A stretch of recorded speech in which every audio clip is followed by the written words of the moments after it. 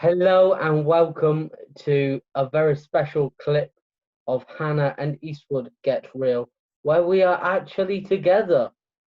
Yeah, this is the Rather this is the than first joint clip since it was the SNP hate crime bill, wasn't it? That was the last one we did.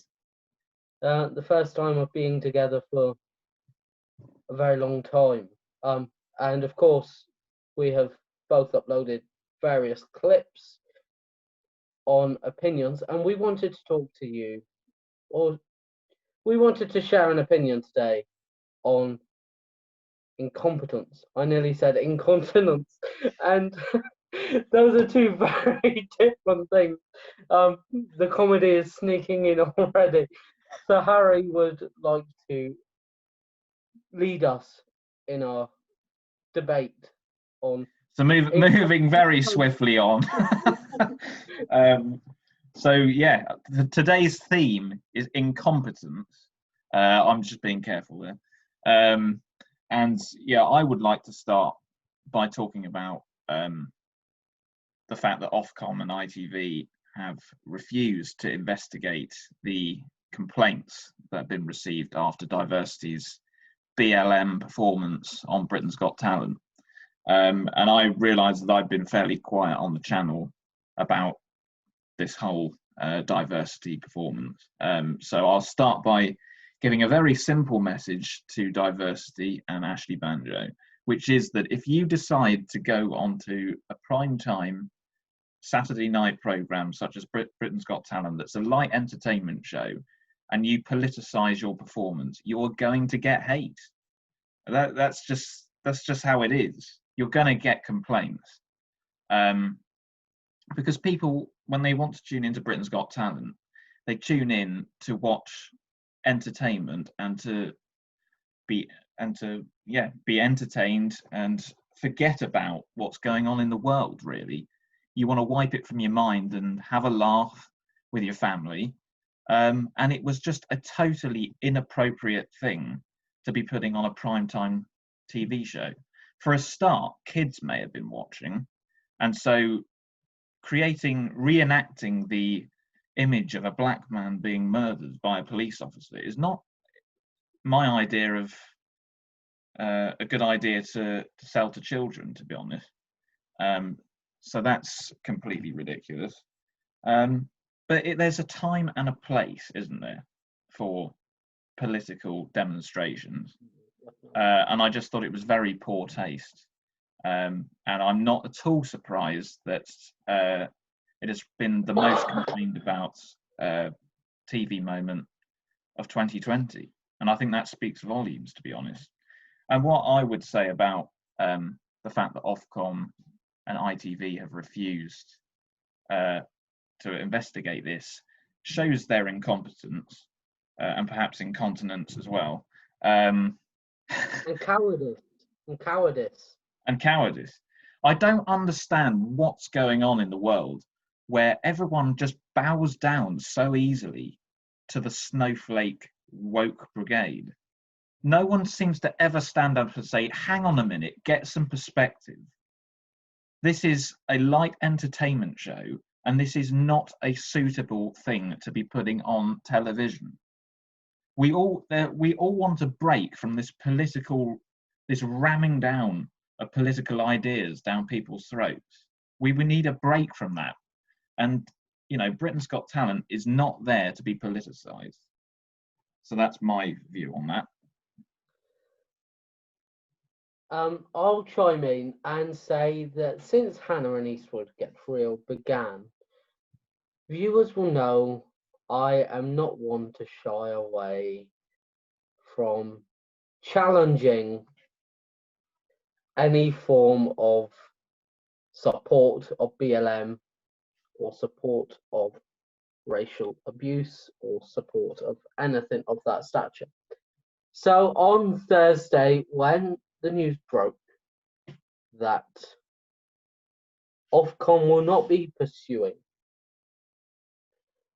the disturbing piece aired by Diversity and Britain's Got Talent, I felt I had to have my say. So, and I will say this now exclusively to Ashley Banjo and Diversity and anyone at Britain's Got Talent who thought that that was appropriate. Shame on you. Absolutely disgusting that you thought a family aimed prime time Saturday night entertainment show was a good time to air a disturbing and tasteless piece. You should be ashamed of yourselves. And I found myself in a very heated argument with someone who thought that the argument being closed was brilliant news. And they said this. They said brilliant news puts those who complained to shame and shows them up for who they really are, with a gif of the black fist rising up and revealing the message Black Lives Matter. So, and they're implying there that all of these people that have complained are racist. And I'm sorry, but I you know, there may be a few racists in there. I'll say it, there may be. But I will strongly and confidently say that the majority of complaints were people that were just fed up to the back teeth of having constant political nonsense rammed down their throats and were not happy to see it on a prime time Saturday night entertainment show. And that's it. That's the fact. Can I say, it is one of the most complained about moments on TV ever. And the most complained about moment on TV of 2020. That's a majority. So, and I stated this clear fact to this wonderful person who shall remain unnamed for obvious reasons, who replied, millions praised them, and so they should. And this is where the claws come out from Sam Hannah. What are millions praising them for? And I am asking any viewer out there, what are millions praising diversity for about this dance? As I said before, it's a completely disturbing piece during a family entertainment program on primetime Saturday night TV. What is there to be proud about? Depicting somebody's death is not something we should be celebrating.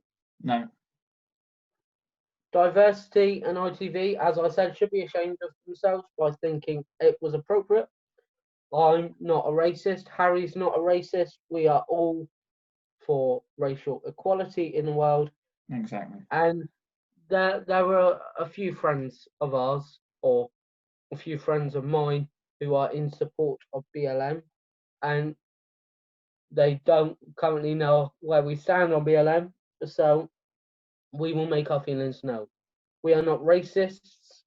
We are all for racial equality in the world, but everything that BLM stands for is something that we cannot support. Well, the question I have is, what the hell do they want? What the hell did they think they were going to achieve by doing that performance? I don't get it. I don't understand the mentality. Like they've just made. They're making things worse. Black, because they're black, they feel that they have the power and the authority to air something of that stature. Well, actually, they are entertainers. They have no idea in politics, and just because of the color of their skin doesn't give them the right nor the power or authority to air something as tasteless and disturbing on a primetime TV show. I was sent a description of the BLM organization. So I will inform everybody now of this organization, and apparently it is different from the movement. So if you know what the movement is, please inform me. If you support Black Lives Matter, it means you understand there's a need for police reform. Wonderful. That you recognize there are systemic inequalities around race, and you support any range of solutions from diversity training to defunding to abolition. While the Black Lives Matter Global Network, separate from the BLM movement, has 16 affiliate chapters in cities such as Boston, Chicago, and Los Angeles, there are hundreds of other local Black Lives Matter groups across the country that don't associate with the network, including several Utah-based Black Lives Matter chapters. And then she left a wonderful message saying, don't respond, don't bother responding, as I have now time for people like you. So I won't be replying. And that just goes to show that she is probably inept of composing a sentence as she is understanding what defunding the police would do. How can anyone support what you've just read out? I don't get it. To any friends and family of both Harry and myself, I would just like to close on this message before I get too heated, because we have another issue to cover. If you would like to know what's wrong with the world in the 21st century, and you are in support of BLM, just take a look in the mirror. It's there, clear as day, who and what, or what and who is the problem. Sort yourselves out. That's it. The longer BLM goes on, the worse it gets. That's, you know, they don't seem to understand that. No one seems to understand that. But we'll move on very swiftly to another form of incompetence in 2020, which is the situation we're in now, bombarding into what looks like quite a severe second wave. Yeah, the cases seem to be spiking, and it was revealed yesterday. Boris Johnson did an interview, didn't he? And he said it now appears that the second wave is upon us. And I just thought, hang on a minute. How was it that I was back in August, early August, I made that clip? How is it that I was at that point saying, stop being complacent, you need to take it seriously, we're going to get a second wave in September when the schools go back? Well, how did they not see it coming? I don't understand. And they spent all summer basically doing nothing and let the test and trace system unravel. And now we're in a mess because the test and trace system still isn't working. No one can get a test. And it's a shambles. We don't know where we are in the pandemic. And can I just say, the Eat Out to Help Out system really didn't work. It was a shambles. But now you are starting to see what a diabolical parliament or government we have, because they say no more than 6 people in groups at a time. But when you're out hunting, like a good middle class or upper class person that you may be, you can be in as many numbers as you like. I might take up hunting just to socialize. Absolute shambles. And I've heard on the news this afternoon that they have called an emergency COBRA meeting. Have they actually called it? Because I think they were recommended to do it. They have, okay. They have called an emergency COBRA meeting to talk about, guess what? Another lockdown, which would mean economical disaster. It's utter lunacy. We just can't. I mean, Boris is saying that at the moment they're trying everything they can in their power to not take us into another full lockdown. I think the worst it would get is that there'd be restrictions on meeting other people from other households, and they'd be closing down hospitality probably, but they would still allow you to go to work, I think. because they've got to keep the economy going at some point, because they can't shut down the whole economy again. But the way this is spiraling out of control, it's not looking good. And I have a message for all the dimwits in the world, in the UK, that think meeting more than 6 people or going out and getting absolutely hammered and the party life shall continue, or those bloody hunters who think that it's okay to bend the rules because they are more well off than people like myself or Harry. I think you should take a long, hard look at yourselves too, and you should be ashamed of yourselves. And if we do go into another lockdown, I think bolt your doors shut, because I think everybody will be gunning for your blood. Everybody knows who's to blame, and we're going to be looking for you. We are going to be looking for you. Well, what really gets me is the fact that they, again with the testing, they said they didn't predict the demand in testing, and unfortunately, How the hell did they not predict the demand? they were telling people to go and get a test, so they brought it on themselves.